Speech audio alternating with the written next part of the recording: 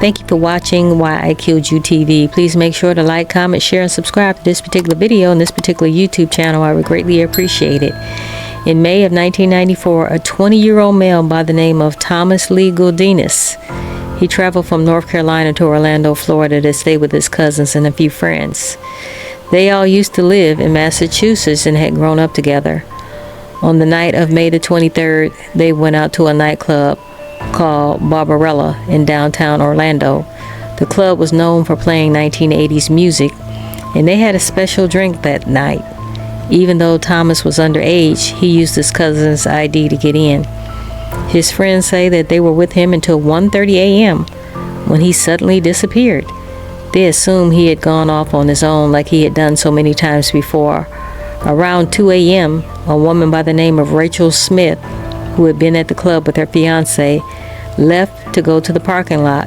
She ended up in the wrong lot and saw a man crouching down in between cars watching her.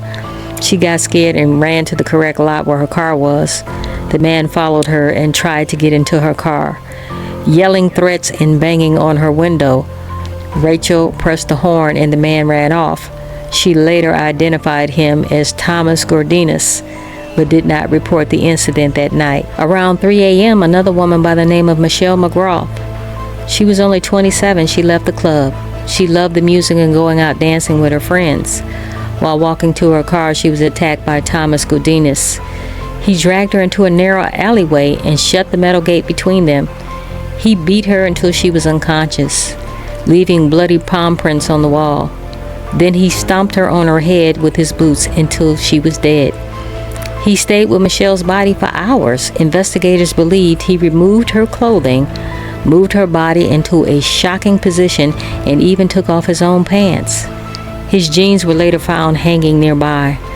A woman by the name of Jan Brand, who worked at a nearby school called Pace, saw a strange man wearing black shorts on school property around 7 a.m. She offered to let him out the gate, but he jumped the wall instead. Meanwhile, a homeless man by the name of Colbert Presley found a set of car keys in the parking lot and was asking around to return them.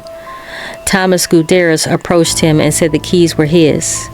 Around that time, a police officer on the bike by the name of John Sateri arrived because somebody reported a suspicious man looking into cars. A red Geo Metro was seen speeding away. That car belonged to Michelle McGrath. Jane Brand walked through the alleyway and discovered Michelle's body. She screamed, and the police officer ran over to find the scene. Bloody palm prints were on the wall and the door's push bar. Michelle's handbag was nearby, but there was no money in it. Biological evidence was also found on one of her legs. Gudinas returned to his cousin's apartment roughly about 7:30 a.m. He was now wearing black shorts and his hands were scratched up and bloody. His boxers had blood on them. When he asked what happened, he claimed he had got into a fight with two men who tried to rob him. He said they made him take off his pants so he could escape. Michelle's car was found that night near some apartments. Detectives watched it for days, but nobody came back to claim it. Inside the car, they found Michelle's checkbook and some of her belongings. Fingerprints inside the car matched the bloody prints from the crime scene. At the time, police didn't know who the man was, but soon news of the murder was all over the TV and radio. About a week later, one of Gudinas' roommates saw the story and asked him if he had killed that woman. According to the roommate, Thomas says, "Yeah, I killed her, and then essayed her." The roommate thought it was a joke at first. Not long after, Gudinas left Florida and went back to North Carolina. Around the same time, Rachel Smith realized her attacker might be the same man and contacted police. She gave them details and a description, and also a sketch was made. 3 weeks later, after the murder, Gudinas' friends reported him to the police. Detectives traveled to North Carolina and found him in jail for a theft charge. When they mentioned Michelle McGrath's name, he stopped talking and asked for a lawyer.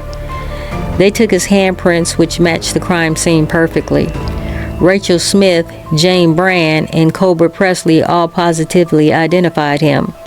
In 1995, Gudinas was found guilty of first-degree murder and sentenced to death by a vote of 10-2. The judge told him he would die in the electric chair. Reports say Gudinas cried as the judge spoke. Michelle McGrath was only 27 years old. She had 3 young sisters, and they were all very close. She had been homecoming queen at Oak Ridge High School in 1984 and worked as a clerk while she attended Rollins College for Business.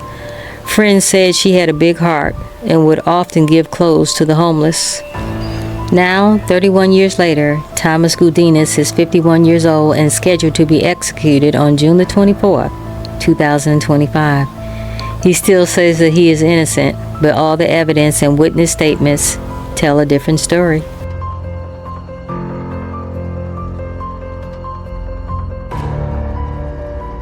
They hate you. You're gonna die. I don't want to do this.